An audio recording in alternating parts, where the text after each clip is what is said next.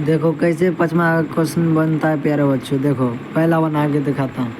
दिया हुआ है अभी 3 0 पहला रो में 3 -1 -2, दूसरा रो में 0 0 -1, तीसरा रो में 3 -5 0। अब देखो ये कैसे बनता है, देखो कैसे बनता है। हम इधर सॉल्व करते हैं। दिया हल दिया पहला क्वेश्चन 3 -1 -2 0 0 -1 3 -5 0 दिया हुआ है। अब कुछ नहीं करना है प्यारे बच्चों। देखो पहला रो को पकड़ो, पहला रो पहला कॉलम छोड़ दो।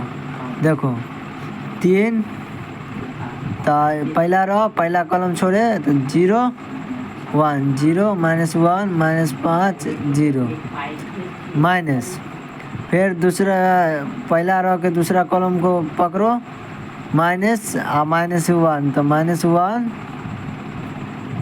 आप देखो दूसरा पहला रो को पकड़ो, दूसरा कॉलम को 0 3 -1 0, फिर प्लस -2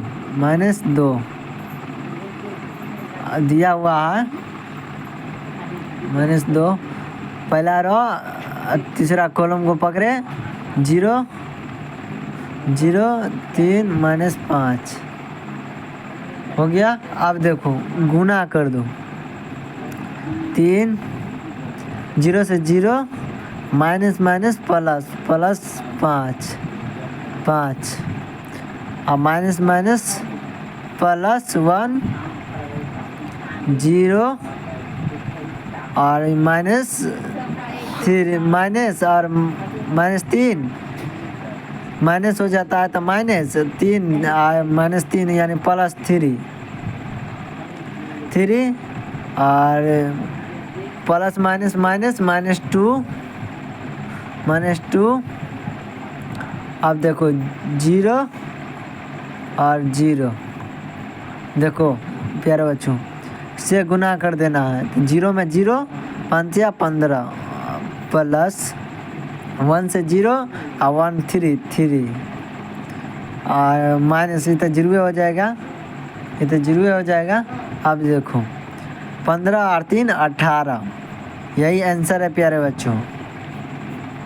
पांचवा क्वेश्चन के पहला का यही आंसर है प्यारे बच्चों।